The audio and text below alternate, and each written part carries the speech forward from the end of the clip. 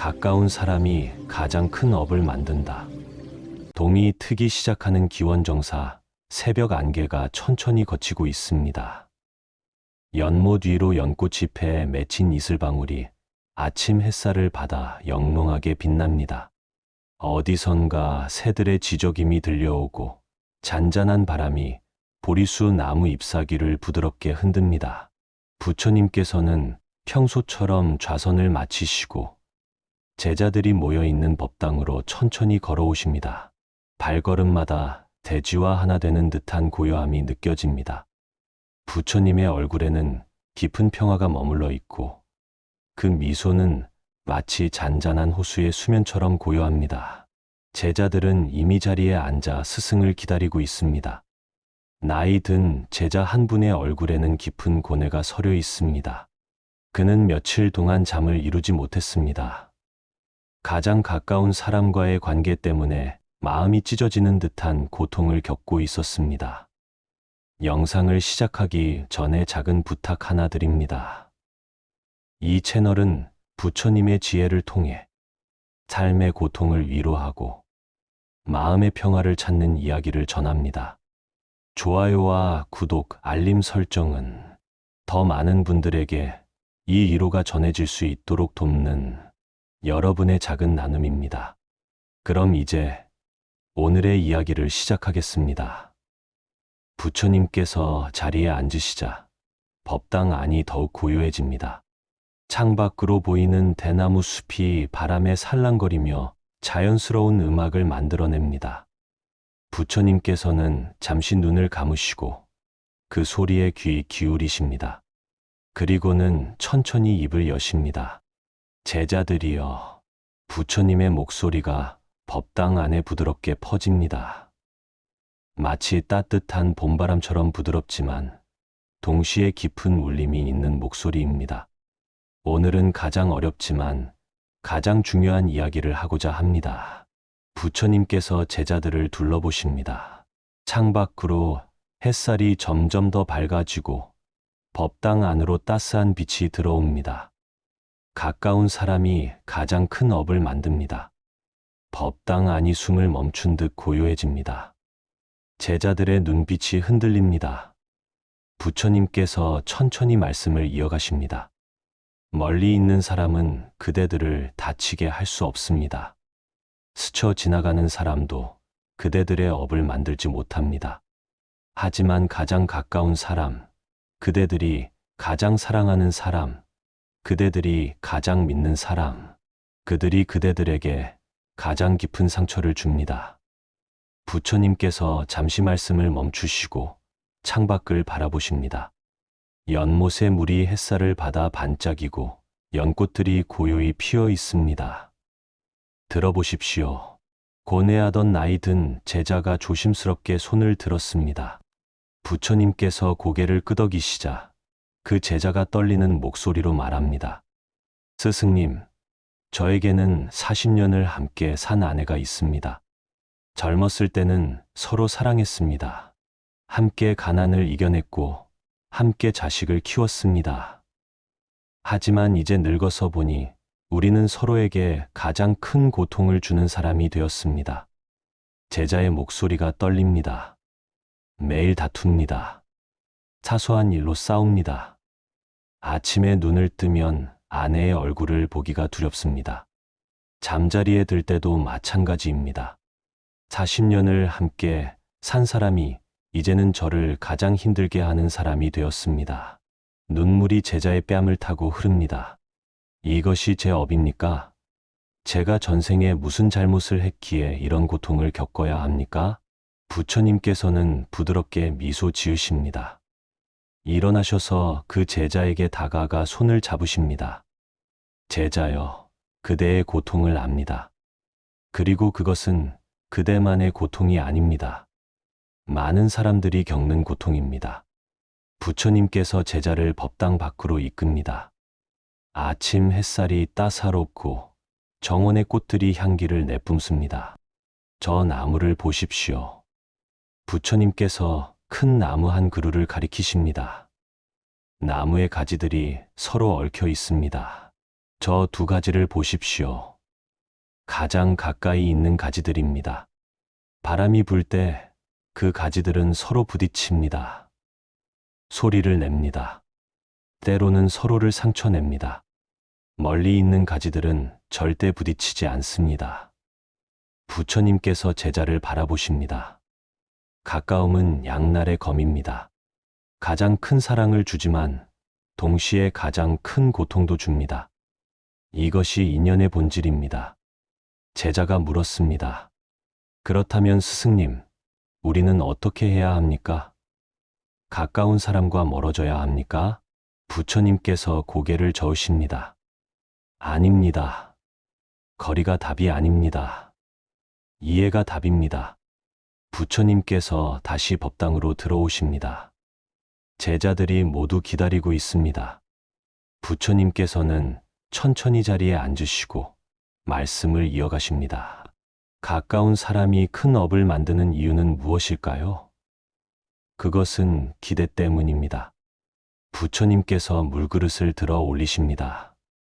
햇살이 물 표면에 반짝입니다. 이 물을 보십시오. 물은 그릇의 모양대로 담깁니다. 그릇이 네모나면 네모나게, 동그라면 동그랗게 담깁니다. 물은 그릇에게 왜 네모나냐 또는 왜 동그라냐고 묻지 않습니다.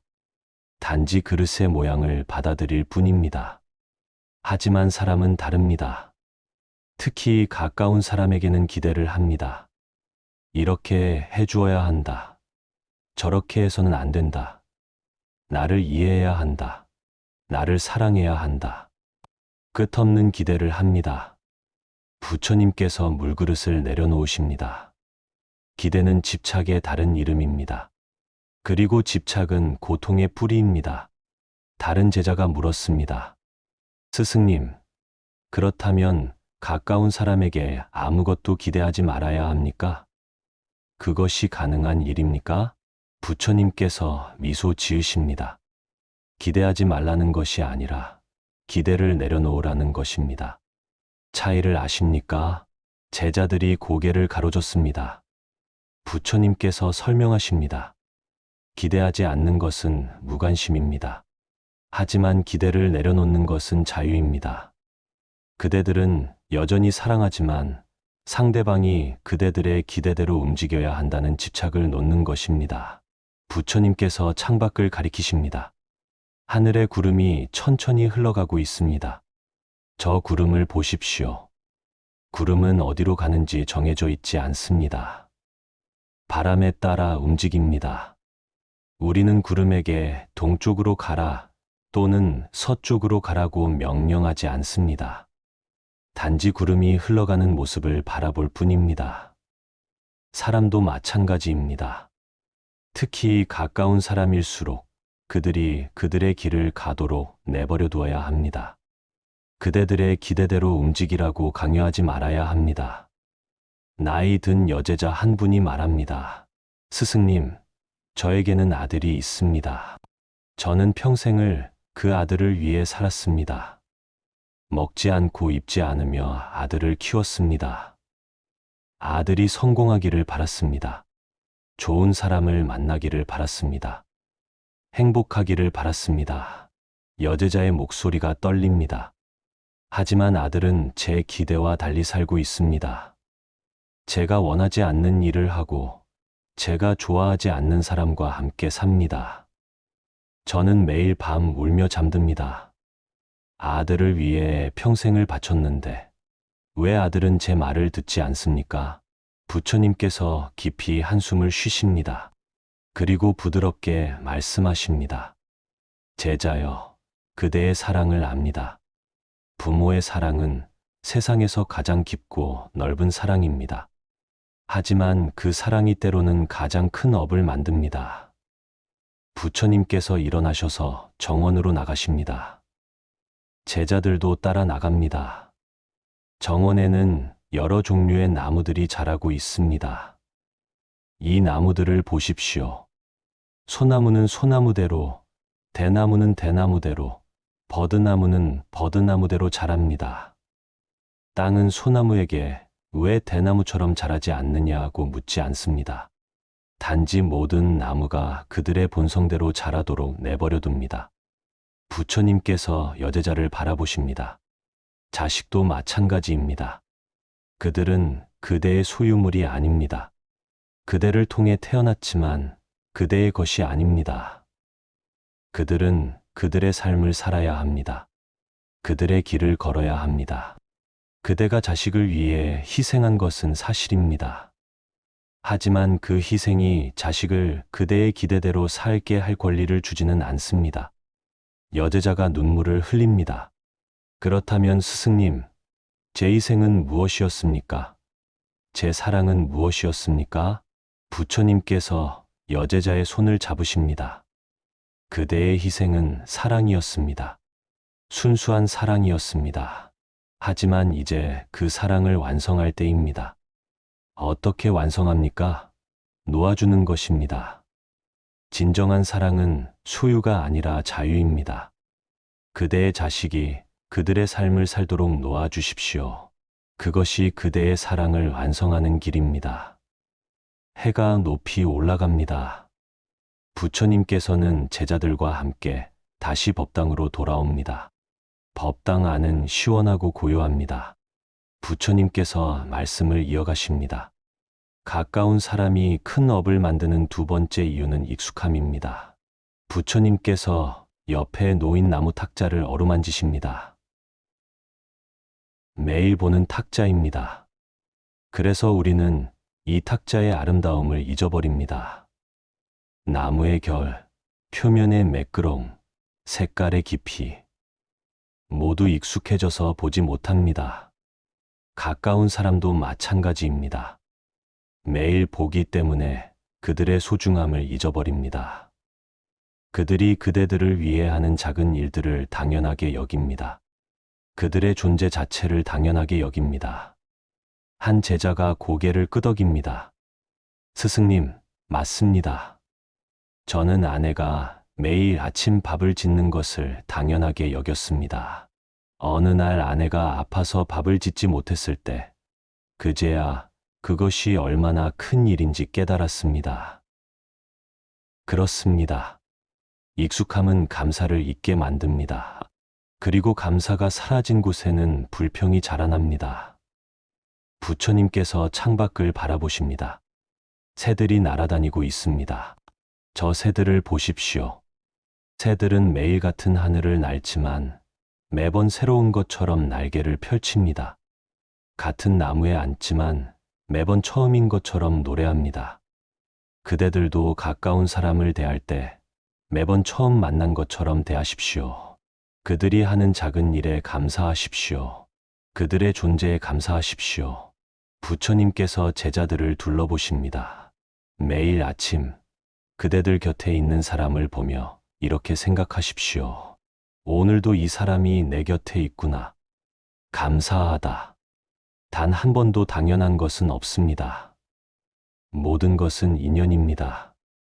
오후가 되자 더위가 찾아옵니다. 부처님께서는 제자들에게 잠시 쉬라고 하십니다. 제자들은 나무 그늘 아래 앉아 휴식을 취합니다. 시원한 바람이 불어오고 어디선가 물 흐르는 소리가 들려옵니다. 휴식 후 부처님께서 다시 가르침을 주십니다. 가까운 사람이 큰 업을 만드는 세 번째 이유는 상처의 깊이입니다. 부처님께서 땅에 막대기로 선을 긋습니다. 낯선 사람이 그대들을 비난하면 어떻습니까? 조금 불쾌하지만 금방 잊어버립니다. 그 사람이 그대들을 모르기 때문입니다. 하지만 가장 가까운 사람이 그대들을 비난하면 어떻습니까? 마음이 찢어지는 듯 아픕니다. 밤새 잠을 못 이룹니다. 며칠, 몇 달, 때로는 몇 년 동안 그 상처를 안고 삽니다. 부처님께서 막대기를 내려놓으십니다. 왜 그럴까요? 그것은 그들이 그대들의 마음속 깊은 곳에 있기 때문입니다. 그들이 던진 말은 단순한 말이 아닙니다. 화살입니다. 그리고 그 화살은 그대들의 가장 약한 곳을 정확히 겨냥합니다. 한 제자가 고개를 숙이며 말합니다. 스승님, 저는 형제와 다퉜습니다. 형제가 제게 한 말 때문에 10년 동안 말을 하지 않았습니다. 그 말이 너무 아팠습니다. 지금도 그 말을 잊을 수 없습니다. 부처님께서 그 제자에게 다가갑니다. 제자여, 그 10년 동안 누가 고통받았습니까? 제자가 대답합니다. 저와 제 형제 둘 다 고통받았습니다. 부처님께서 고개를 끄덕입니다. 그렇습니다. 가까운 사람과의 갈등은 한 사람만 다치게 하지 않습니다. 모두를 다치게 합니다. 그리고 그 상처는 세대를 넘어 전해지기도 합니다. 부처님께서 연못을 가리키십니다. 연못에 돌을 던지자 파문이 일어납니다. 이 파문을 보십시오. 돌을 던진 곳에서 시작된 파문이 연못 전체로 퍼져나갑니다. 가까운 사람과의 갈등도 마찬가지입니다. 두 사람의 문제로 시작되지만 가족 전체로, 친구들로, 심지어 다음 세대로 퍼져나갑니다. 부처님께서 제자를 바라보십니다. 그대와 형제의 갈등은 그대들만의 문제가 아니었을 것입니다. 그대들의 자녀들도 사촌과 멀어졌을 것입니다. 그대들의 부모님도 고통받았을 것입니다. 한마디의 말이 이렇게 큰 업을 만들었습니다. 제자가 눈물을 흘립니다. 스승님, 이제 와서 어떻게 해야 합니까? 10년이 지났습니다. 너무 늦지 않았습니까? 부처님께서 미소 지으십니다. 씨앗을 심기에 가장 좋은 때는 20년 전입니다. 그 다음으로 좋은 때는 지금입니다. 부처님께서 법당으로 돌아오십니다. 석양빛이 법당을 황금빛으로 물들입니다. 부처님께서 계속 말씀하십니다. 가까운 사람과의 관계에서 가장 큰 업을 만드는 것은 무엇일까요? 그것은 말입니다. 부처님께서 입을 가리키십니다. 입은 작지만 큰 불을 일으킬 수 있습니다. 한마디의 말이 사람을 살릴 수도 있고 죽일 수도 있습니다. 특히 가까운 사람에게 하는 말은 더욱 조심해야 합니다. 왜냐하면 그들은 그대들의 말을 가장 깊이 받아들이기 때문입니다. 부처님께서 제자들에게 묻습니다. 그대들은 낯선 사람에게 함부로 말합니까? 제자들이 고개를 젓습니다. 아닙니다, 스승님. 낯선 사람에게는 조심스럽게 말합니다. 그렇다면 가장 가까운 사람에게는 어떻습니까? 제자들이 침묵합니다. 부처님께서 계속 말씀하십니다. 많은 사람들이 가장 가까운 사람에게 가장 함부로 말합니다.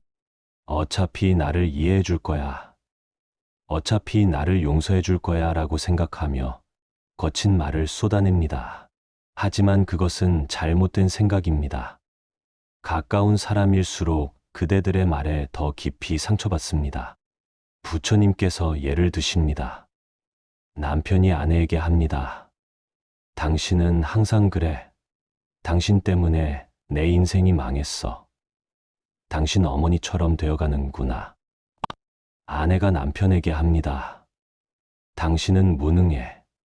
다른 남편들은 다 잘하는데 당신을 만난 게 내 인생 최대의 실수야.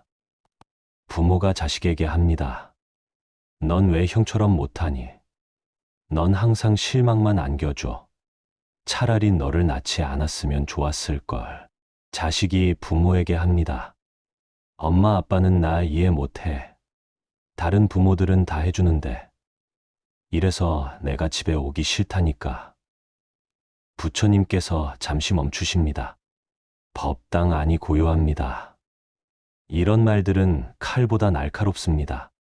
한 번 뱉은 말은 다시 주워 담을 수 없습니다.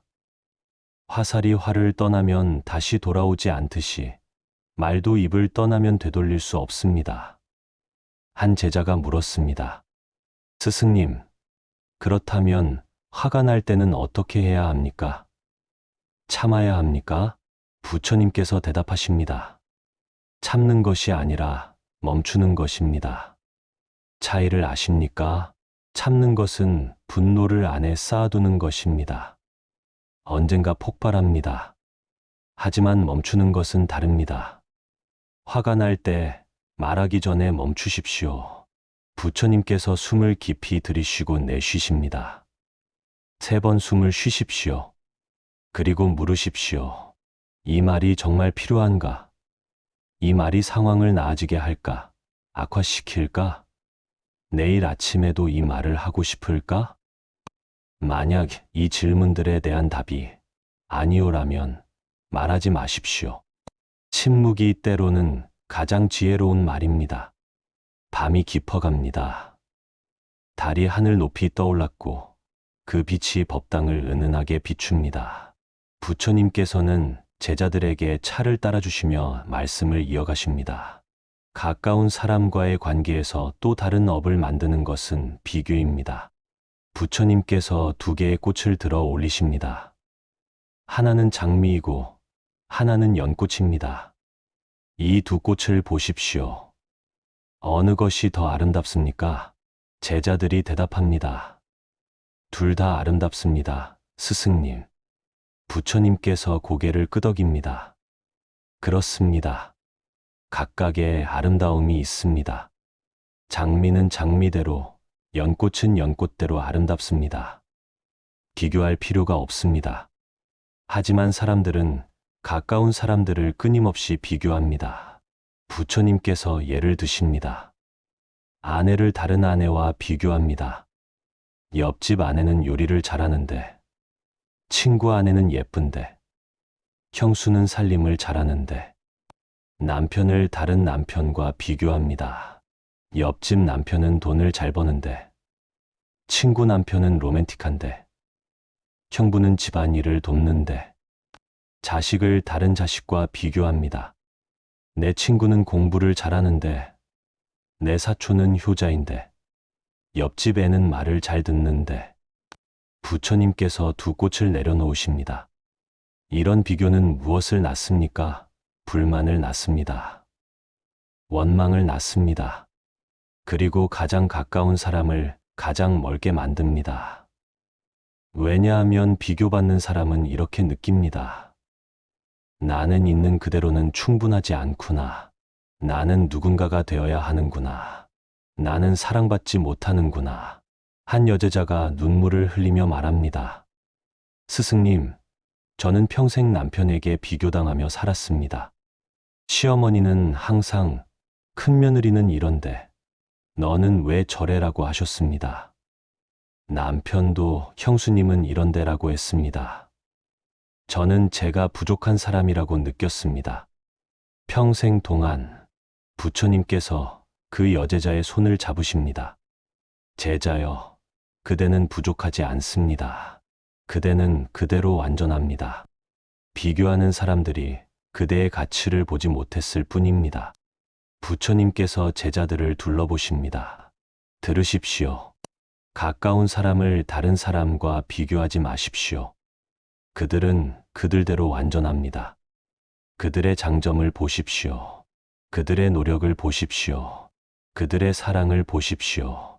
만약 정말로 무언가를 비교하고 싶다면 오늘의 그 사람을 어제의 그 사람과 비교하십시오. 당신은 어제보다 더 인내심이 생겼네. 당신은 작년보다 더 지혜로워졌네. 당신은 예전보다 더 따뜻해졌네. 이런 비교는 격려가 됩니다. 성장의 씨앗이 됩니다. 자정이 가까워 옵니다. 하지만 제자들은 여전히 깨어 있습니다. 부처님의 가르침에 깊이 빠져 있습니다. 부처님께서 계속 말씀하십니다. 가까운 사람과의 관계에서 업을 만드는 또 다른 것은 과거에 대한 집착입니다. 부처님께서 땅을 가리키십니다. 과거는 이미 지나갔습니다. 마치 발자국처럼 그것은 뒤에 남아 있습니다. 하지만 많은 사람들이 뒤만 돌아보며 걷습니다. 그러다 넘어집니다. 특히 가까운 사람과의 관계에서 사람들은 과거를 잊지 못합니다. 부처님께서 예를 드십니다. 남편이 10년 전에 한 실수를 아내는 아직도 기억합니다. 싸울 때마다 그것을 꺼냅니다. 당신 10년 전에도 그랬잖아. 당신은 항상 그래. 기억 안 나? 자식이 어렸을 때 한 잘못을 부모는 아직도 기억합니다. 너는 어렸을 때도 그랬어. 넌 항상 그런 식이었어. 형제가 어린 시절에 한 일을 형제는 아직도 원망합니다. 너는 그때 나를 돕지 않았잖아. 너는 항상 부모님의 사랑을 더 받았어. 부처님께서 강물을 가리키십니다. 저 강물을 보십시오. 물은 끊임없이 흐릅니다. 어제 흘러간 물은 오늘 다시 오지 않습니다. 물은 과거에 집착하지 않습니다. 단지 흐를 뿐입니다. 그대들도 마찬가지여야 합니다. 과거를 기억할 수는 있지만 거기에 묶여서는 안 됩니다. 한 제자가 물었습니다. 스승님, 하지만 과거의 상처가 너무 깊으면 어떻게 합니까? 용서할 수 없으면 어떻게 합니까? 부처님께서 깊이 숨을 쉬십니다. 용서는 그 사람을 위한 것이 아닙니다. 그대 자신을 위한 것입니다.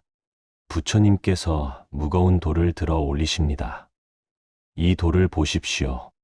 이것이 과거의 상처입니다. 그대들이 용서하지 않으면 그대들은 이 무거운 돌을 평생 쥐고 다녀야 합니다. 그것은 상대방을 벌하는 것이 아니라 그대 자신을 벌하는 것입니다. 부처님께서 돌을 내려놓으십니다. 용서한다는 것은 그 사람의 행동이 옳았다고 인정하는 것이 아닙니다. 단지 그 무거운 짐을 내려놓는 것입니다. 그래야 그대들이 자유로워집니다. 새벽이 다가옵니다. 동쪽 하늘이 서서히 밝아오기 시작합니다. 부처님께서는 제자들과 함께 법당 밖으로 나가십니다. 아침 이슬이 풀잎에 맺혀 있고 공기는 상쾌하고 맑습니다. 제자들이여, 이제 가장 중요한 가르침을 주겠습니다. 부처님께서 떠오르는 해를 바라보십니다. 가까운 사람과의 관계에서 가장 큰 업을 만들지 않는 방법은 무엇일까요? 그것은 사랑입니다. 하지만 진정한 사랑입니다. 많은 사람들이 사랑한다고 말하지만 실제로는 집착하고 있습니다. 사랑과 집착의 차이를 아십니까? 부처님께서 손을 펴십니다. 사랑은 열린 손입니다. 집착은 쥔 주먹입니다. 사랑은 상대방의 행복을 원합니다. 집착은 나의 만족을 원합니다. 사랑은 자유를 줍니다. 집착은 묶으려 합니다. 사랑은 있는 그대로 받아들입니다. 집착은 바꾸려 합니다. 부처님께서 제자들을 바라보십니다. 그대들의 가까운 사람을 진정으로 사랑하십시오. 그들이 그대들의 기대대로 살기를 요구하지 마십시오. 그들이 그들의 길을 가도록 내버려 두십시오. 그들이 행복하면 함께 기뻐하십시오. 그들이 슬프면 함께 슬퍼하십시오. 하지만 그들의 인생을 대신 살아주려 하지 마십시오. 부처님께서 예를 드십니다. 부모는 자식이 행복하기를 원합니다. 하지만 진정한 사랑은 자식이 선택한 길을 존중하는 것입니다. 비록 그것이 부모가 원하는 길이 아니더라도 배우자는 상대방이 완벽하기를 바랍니다. 하지만 진정한 사랑은 상대방의 불완전함을 받아들이는 것입니다. 그리고 함께 성장하는 것입니다. 형제는 서로 같은 생각을 하기를 바랍니다. 하지만 진정한 사랑은 서로 다른 생각을 존중하는 것입니다. 해가 완전히 떠올랐습니다. 따뜻한 햇살이 대지를 비추고 새들이 노래하기 시작합니다. 부처님께서 제자들과 함께 천천히 걸으십니다. 가까운 사람과의 관계에서 기억해야 할 것들이 있습니다. 부처님께서 하나씩 말씀하십니다. 첫째, 감사하십시오. 그들이 그대들 곁에 있다는 것만으로도 감사할 일입니다. 당연한 것은 없습니다. 매일 아침 눈을 뜨면 그대들 곁에 있는 사람을 보며 감사하십시오. 오늘도 당신이 내 곁에 있구나. 감사합니다. 둘째, 말을 조심하십시오. 특히 화가 날 때 더욱 조심하십시오. 한 번 뱉은 말은 되돌릴 수 없습니다. 화가 나면 멈추십시오. 3번 숨을 쉬십시오. 그리고 물으십시오. 이 말이 정말 필요한가? 셋째, 비교하지 마십시오. 그들은 그들대로 완전합니다. 다른 사람과 비교하지 마십시오. 그들의 장점을 보십시오. 그들의 노력을 보십시오. 그들의 사랑을 보십시오. 넷째, 기대를 내려놓으십시오. 그들이 그대들의 기대대로 살아야 한다고 생각하지 마십시오. 그들이 그들의 길을 가도록 내버려 두십시오. 그것이 진정한 사랑입니다. 다섯째, 과거를 놓으십시오. 과거의 상처에 묶여 있지 마십시오. 용서하십시오. 그것은 상대방을 위한 것이 아니라 그대 자신을 위한 것입니다. 여섯째, 현재에 머무르십시오. 과거도 미래도 아닌 바로 지금 이 순간을 살으십시오. 그대들 곁에 있는 사람과 지금 이 순간을 온전히 함께 하십시오. 일곱째, 작은 것에 주목하십시오. 큰 것만 사랑이 아닙니다. 작은 것들이 모여 큰 사랑이 됩니다. 아침에 건네는 따뜻한 인사, 함께 마시는 차 한 잔, 손을 잡고 걷는 산책. 이런 작은 것들이 관계를 만듭니다. 부처님께서 큰 나무 아래에 멈춰 서십니다. 나무의 그늘이 시원하고 바람이 부드럽게 불어옵니다. 제자들이여, 가까운 사람이 큰 업을 만드는 것은 사실입니다. 하지만 그것이 두려워서 사랑하지 않는다면 그것은 더 큰 업입니다. 부처님께서 나무를 어루만지십니다. 이 나무를 보십시오. 나무는 가지를 뻗으며 자랍니다. 가지를 뻗으면 부러질 위험도 있습니다. 바람에 흔들리고 때로는 상처를 입습니다. 하지만 그렇다고 해서 나무가 가지를 뻗지 않습니까? 아닙니다. 계속 자랍니다. 사랑도 마찬가지입니다. 사랑하면 상처받을 수 있습니다. 실망할 수 있습니다. 고통받을 수 있습니다. 하지만 그렇다고 해서 사랑하지 않는다면 그대들은 진정으로 살지 않는 것입니다. 부처님께서 제자들을 바라보십니다. 두려워하지 마십시오. 가까운 사람을 사랑하십시오.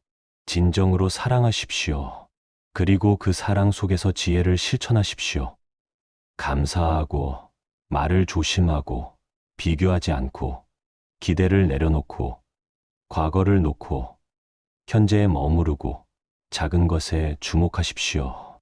이렇게 하면 가까운 사람이 큰 업을 만들지 않습니다.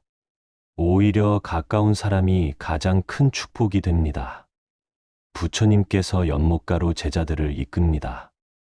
연못의 물이 아침 햇살을 받아 황금빛으로 반짝입니다. 연꽃들이 고요히 피어 있고 물 위로 잠자리가 날아다닙니다. 제자들이여, 이 연못을 보십시오. 부처님께서 물 표면을 가리키십니다. 물은 고요합니다. 하지만 물 속에는 많은 생명들이 살고 있습니다. 물고기, 개구리, 수초. 그들은 서로 가까이 있지만 서로를 삼키지 않습니다. 각자의 자리에서 각자의 방식으로 살아갑니다. 가까운 사람과의 관계도 이와 같아야 합니다. 가까이 있되 서로를 삼키려 하지 않아야 합니다. 함께 있되 각자의 공간을 존중해야 합니다. 부처님께서 물에 손을 담그십니다. 물은 부드럽습니다. 하지만 바위도 깎습니다. 힘으로 깎는 것이 아니라 끊임없는 흐름으로 깎습니다. 관계도 마찬가지입니다. 힘으로 상대를 바꾸려 하지 마십시오. 부드러움으로, 인내로, 꾸준함으로 함께 성장하십시오. 한 제자가 물었습니다. 스승님, 하지만 가까운 사람이 계속 저를 아프게 하면 어떻게 합니까? 떠나야 합니까? 아니면 계속 참아야 합니까? 부처님께서 고개를 끄덕이십니다. 좋은 질문입니다. 들으십시오. 부처님께서 손을 들어 올리십니다. 독사를 보았을 때 우리는 어떻게 해야 합니까? 독사를 미워합니까? 아닙니다. 독사도 생명입니다. 하지만 그렇다고 해서 독사를 안고 잡니까? 그것도 아닙니다. 단지 거리를 둡니다. 독사가 독사로 살도록 내버려 두되 나를 해치지 못하도록 거리를 둡니다. 부처님께서 제자를 바라보십니다. 가까운 사람도 마찬가지입니다. 만약 그 사람이 그대를 계속 아프게 한다면 그 사람을 미워할 필요는 없습니다. 하지만 그 사람에게 계속 상처받을 필요도 없습니다. 거리를 두십시오. 물리적인 거리일 수도 있고 감정적인 거리일 수도 있습니다. 그것은 그대를 보호하는 것이지 그 사람을 벌하는 것이 아닙니다. 용서는 했지만 다시 같은 상황에 서지는 않는 것입니다. 사랑은 하되 스스로를 지키는 것입니다. 해가 높이 올라갑니다. 부처님께서는 제자들을 큰 보리수 나무 아래로 이끕니다. 나무의 그늘이 넓고 시원합니다. 부처님께서 나무 아래 앉으시고 제자들도 둘러앉습니다. 가까운 사람과의 관계에서 또 하나 중요한 것이 있습니다. 그것은 경계입니다. 부처님께서 땅에 선을 긋습니다. 이 선을 보십시오. 이것이 경계입니다. 경계는 담장이 아닙니다. 경계는 존중입니다. 많은 사람들이 가까운 사이에는 경계가 필요 없다고 생각합니다. 우리는 가족인데, 우리는 친구인데, 우리는 부부인데, 그래서 경계를 무너뜨립니다. 하지만 그것은 잘못된 생각입니다. 가까운 사이일수록 경계가 더 필요합니다. 한 제자가 물었습니다. 스승님, 경계가 있으면 관계가 멀어지지 않습니까? 부처님께서 미소 지으십니다. 아닙니다. 오히려 경계가 있어야 관계가 건강합니다. 부처님께서 두 그루의 나무를 가리키십니다. 저 두 나무를 보십시오. 가까이 서 있지만 각자의 뿌리는 따로 있습니다. 만약 두 나무가 너무 가까이 붙어 있다면 뿌리가 엉켜서 둘 다 제대로 자라지 못합니다. 적당한 거리가 있어야 둘 다 건강하게 자랍니다. 햇빛도 고르게 받고 영양분도 충분히 흡수합니다. 사람도 마찬가지입니다. 경계가 있어야 서로 숨을 쉴 수 있습니다. 각자의 공간이 있어야 각자가 성장할 수 있습니다. 부처님께서 구체적으로 설명하십니다. 어떤 경계가 필요합니까? 시간의 경계가 필요합니다. 아무리 가까운 사이라도 각자만의 시간이 필요합니다. 혼자 있는 시간, 다른 사람들과 보내는 시간, 자기 일에 집중하는 시간, 공간의 경계가 필요합니다. 아무리 가까운 사이라도 각자의 공간이 필요합니다.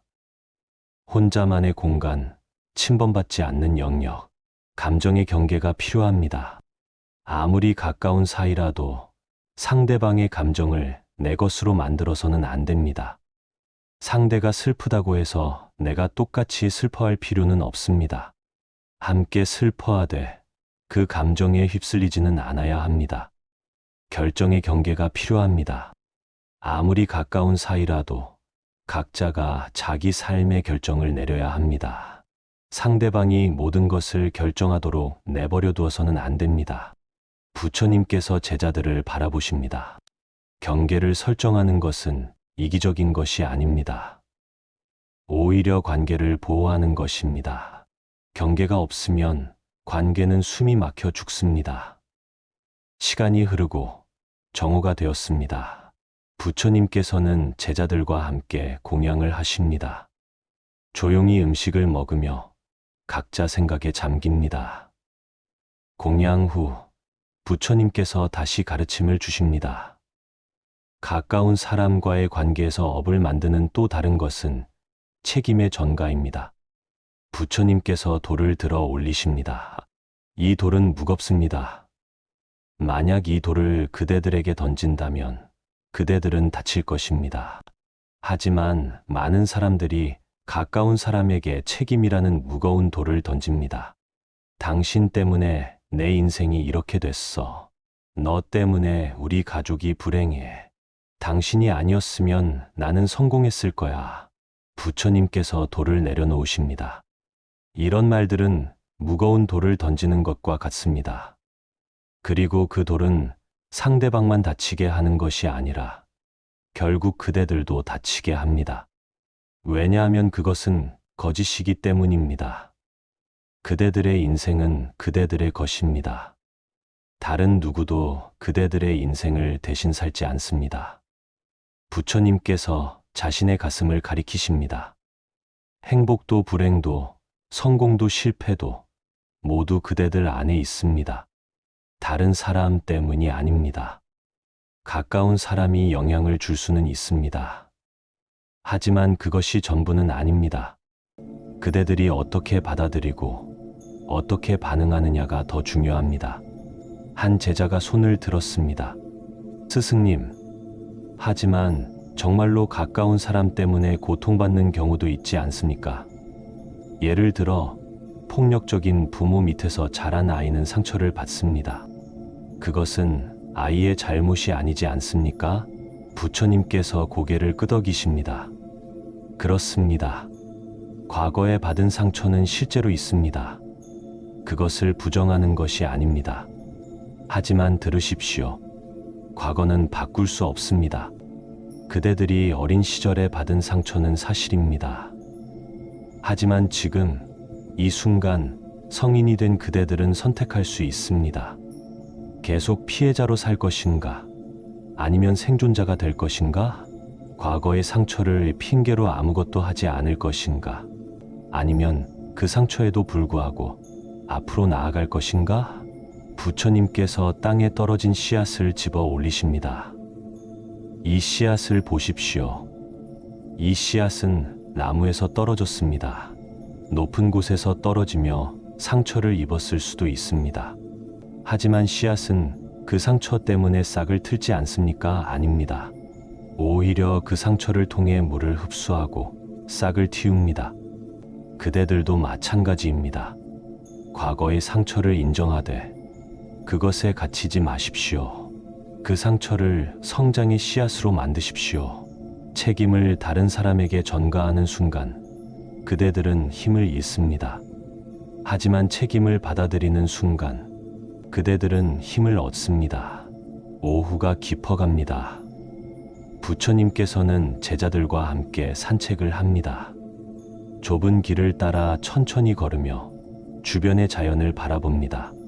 가까운 사람과의 관계에서 가장 어려운 것 중 하나는 변화를 받아들이는 것입니다.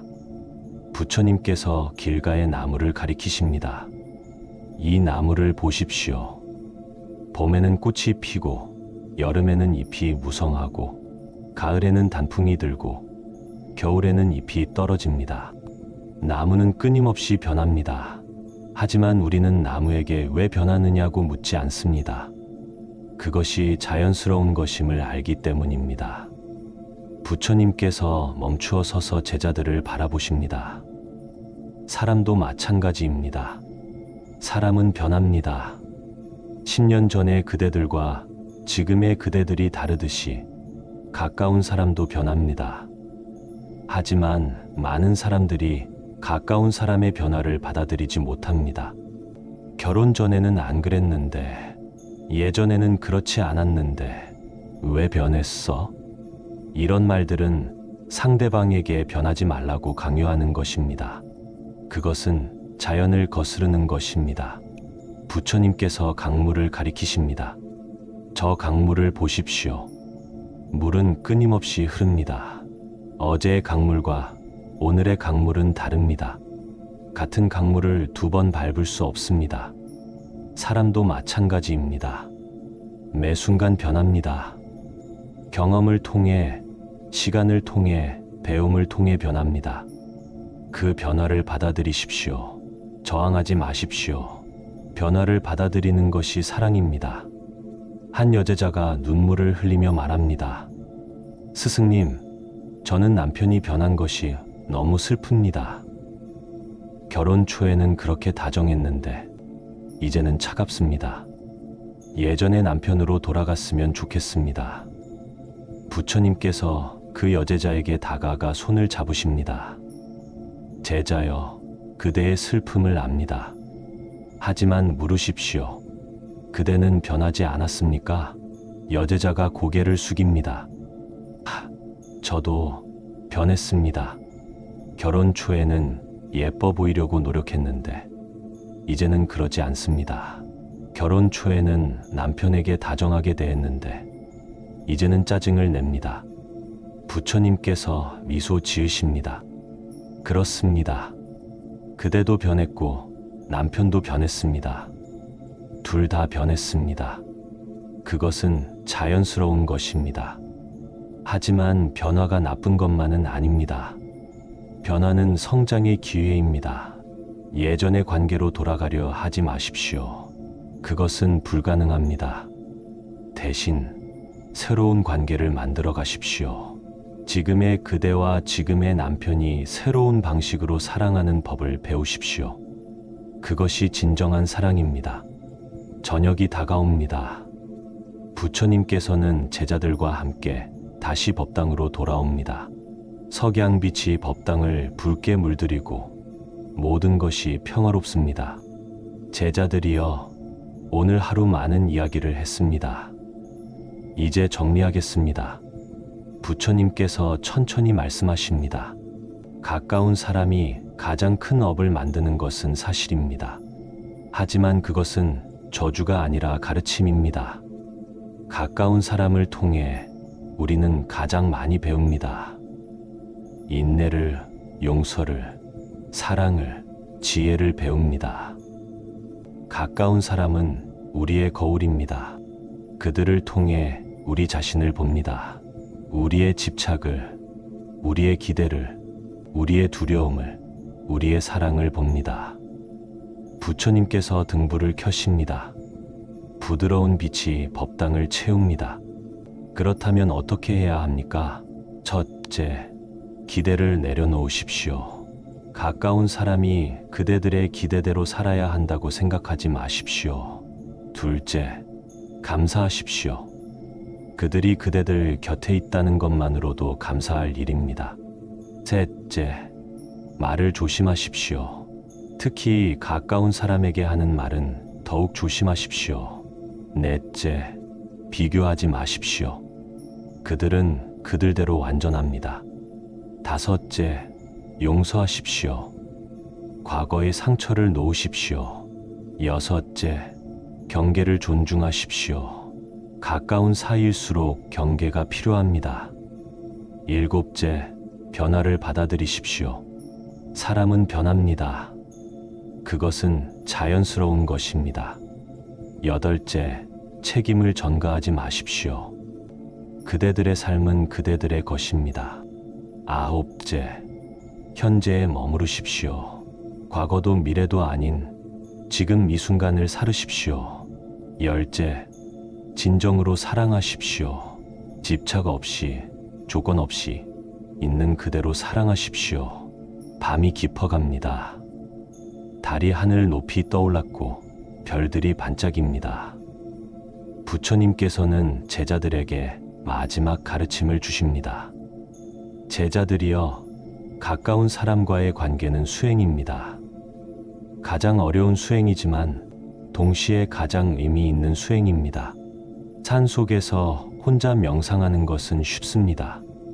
하지만 가까운 사람과 매일 부딪히며 사는 것, 그들을 사랑하고 존중하며 사는 것, 그것이 진정한 수행입니다. 부처님께서 하늘을 바라보십니다. 저 별들을 보십시오. 수많은 별들이 있지만 각자의 자리에서 빛을 냅니다. 서로 부딪히지 않습니다. 적당한 거리를 유지하며 조화를 이룹니다. 그대들도 가까운 사람과 이런 관계를 맺으십시오. 가까이 있되 서로를 삼키지 않고 함께 있되 각자의 빛을 내며 사랑하되 자유를 주는 부처님께서 제자들을 하나하나 바라보십니다. 업은 피할 수 없습니다. 살아있는 한 인연을 맺고 업을 만듭니다. 하지만 그 업이 해탈로 이어질 수도 있고 윤회로 이어질 수도 있습니다. 가까운 사람과의 관계를 통해 집착을 배우면 그것은 윤회의 업입니다. 하지만 가까운 사람과의 관계를 통해 자유를 배우면 그것은 해탈의 업입니다. 선택은 그대들의 것입니다. 부처님께서 일어나셔서 법당 밖으로 나가십니다. 제자들도 따라 나갑니다. 밤하늘이 펼쳐져 있고 만월이 밝게 빛나고 있습니다. 제자들이여, 오늘 밤 그대들 곁에 있는 사람을 생각해 보십시오. 그 사람이 완벽하지 않다는 것을 받아들이십시오. 그대들도 완벽하지 않습니다. 그 사람이 변했다는 것을 받아들이십시오. 그대들도 변했습니다. 그 사람이 그대들을 실망시켰다는 것을 받아들이십시오. 그대들도 그 사람을 실망시켰습니다. 그럼에도 불구하고 그 사람이 여전히 그대들 곁에 있다는 것에 감사하십시오. 부처님께서 달을 가리키십니다. 저 달을 보십시오. 달에는 얼룩이 있습니다. 완벽하지 않습니다. 하지만 그 불완전함 속에서도 아름답게 빛납니다. 가까운 사람도 마찬가지입니다. 불완전합니다. 흠집이 있습니다. 하지만 그 불완전함 속에서도 사랑할 수 있습니다. 완벽함을 기다리지 마십시오. 완벽한 사람은 없습니다. 불완전한 채로 사랑하십시오. 그것이 진정한 사랑입니다. 부처님께서 제자들을 축복하십니다. 이제 돌아가십시오. 그대들 곁에 있는 사람에게로 돌아가십시오. 그들을 안아주십시오. 말로만이 아니라 마음으로 그들에게 말하십시오. 당신이 내 곁에 있어서 감사합니다. 당신은 완벽하지 않지만 나도 완벽하지 않습니다. 함께 불완전한 채로 살아갑시다. 그들의 손을 잡으십시오. 그리고 함께 걸어가십시오. 넘어지면 함께 일어나고, 웃으면 함께 웃고, 울면 함께 우는, 그렇게 함께 가는 것이 인생입니다. 부처님께서 마지막으로 말씀하십니다. 가까운 사람이 큰 업을 만드는 것은 사실입니다. 하지만 그 업을 어떻게 만드느냐는 그대들에게 달려 있습니다. 고통의 업을 만들 수도 있고, 성장의 업을 만들 수도 있습니다. 원망의 업을 만들 수도 있고, 사랑의 업을 만들 수도 있습니다. 윤회의 업을 만들 수도 있고, 해탈의 업을 만들 수도 있습니다. 선택하십시오. 지혜롭게 선택하십시오. 제자들은 깊이 절을 올립니다. 그들의 마음에는 새로운 이해가 자리 잡았습니다. 가까운 사람이 가장 큰 업을 만든다는 것, 하지만 그것이 저주가 아니라 가르침이라는 것을 부처님께서는 조용히 미소 지으시며 달빛 아래 서 계십니다. 바람이 부드럽게 불어오고 나무잎이 살랑거립니다. 한 제자가 마지막으로 물었습니다. 스승님, 가까운 사람과의 관계에서 가장 중요한 것은 무엇입니까? 부처님께서 대답하십니다. 사랑입니다. 하지만 지혜로운 사랑입니다. 집착하지 않는 사랑, 기대하지 않는 사랑, 조건 없는 사랑, 자유를 주는 사랑, 그런 사랑을 배우는 것, 그것이 가까운 사람과의 관계에서 가장 중요한 것입니다. 부처님께서 제자들을 축복하십니다. 평화롭게 가십시오. 그대들 곁에 있는 사람을 사랑하십시오. 지혜롭게 사랑하십시오. 제자들은 각자의 자리로 돌아갑니다. 밤은 깊지만 그들의 마음은 밝습니다. 부처님의 가르침이 등불처럼 그들의 길을 밝혀주고 있습니다. 부처님께서는 홀로 달빛 아래 서 계십니다. 연못의 물이 달빛을 받아 은빛으로 빛나고 연꽃들이 고요히 피어 있습니다. 가까운 사람이 가장 큰 업을 만든다. 부처님께서 조용히 중얼거리십니다. 하지만 그 업을 통해 우리는 가장 많이 배운다. 사랑을, 인내를, 용서를, 지혜를, 그것이 인생이다. 바람이 다시 한번 불어옵니다. 나무잎이 흔들리고 물결이 일렁입니다. 모든 것이 변하고 있습니다. 하지만 그 변화 속에서도 평화가 있습니다. 부처님께서 하늘을 바라보십니다. 무수한 별들이 반짝이고 있습니다. 각자의 자리에서 각자의 빛을 내며 그렇게 우리도 살아간다. 각자의 자리에서 각자의 빛을 내며 서로를 비추며 부처님께서 법당으로 돌아가십니다. 발걸음은 가볍고 마음은 평화롭습니다. 밤은 깊어가지만 가르침은 계속됩니다. 세대를 넘어 시간을 넘어 영원히 새벽이 밝아옵니다. 동쪽 하늘이 붉게 물들고 새로운 날이 시작됩니다. 부처님께서는 법당 앞에 서서 떠오르는 해를 바라보십니다. 새로운 날입니다. 부처님께서 조용히 말씀하십니다. 어제의 업은 어제에 두고 오늘은 새로운 업을 만드십시오. 지혜로운 업을, 사랑의 업을, 자비의 업을. 그대들 곁에 있는 사람을 보십시오. 오늘도 그들이 그대들 곁에 있습니다. 감사하십시오. 그리고 함께 걸어가십시오. 불완전한 채로, 하지만 사랑하며 바람이 부드럽게 불어옵니다. 꽃향기가 퍼지고 새들이 노래합니다. 모든 것이 새롭습니다. 부처님께서 마지막으로 말씀하십니다. 평화롭게 가십시오. 여기까지 긴 이야기를 함께 해주셔서 진심으로 감사드립니다. 부처님의 가르침처럼 우리 모두는 가까운 사람들과의 관계 속에서 매일 배우고 성장합니다. 때로는 상처받고 때로는 기쁨을 느끼며 그 모든 것이 우리를 만들어갑니다. 오늘 이 이야기가 여러분의 마음의 작은 위로가 되었기를 바랍니다. 혹시 이 영상이 도움이 되셨다면 좋아요 버튼으로 응원해 주시고 구독과 알림 설정을 통해 앞으로도 함께 해주시면 큰 힘이 됩니다. 그리고 댓글로 여러분의 이야기를 들려주세요. 가까운 사람과의 관계에서 어떤 어려움을 겪고 계신가요? 오늘 이야기 중 어떤 부분이 가장 마음에 와닿으셨나요? 여러분만의 지혜가 있다면 함께 나눠주세요. 여러분의 이야기 하나하나가 다른 분들에게도 큰 위로와 배움이 됩니다. 오늘 이 영상을 보시는 모든 분들께 기원합니다. 그대들 곁에 있는 사람과의 관계가 고통이 아닌 배움이 되기를, 그대들이 주고받는 말 한마디 한마디가 상처가 아닌 치유가 되기를, 그대들의 사랑이 집착이 아닌 자유가 되기를, 그대들의 매일이 원망이 아닌 감사로 채워지기를, 오늘 하루 그대들 곁에 있는 사람을 조금 더 부드러운 눈으로 바라보게 되기를, 그들의 불완전함 속에서도 사랑할 수 있는 지혜를 갖게 되기를, 그리고 무엇보다 그대 자신에게도 따뜻하고 자비로운 마음을 가지시기를, 그대들이 평화롭기를, 그대들이 행복하기를, 그대들이 건강하기를, 그대들이 편안하기를. 오늘도 함께 해주셔서 감사합니다. 다음 영상에서 또 만나요.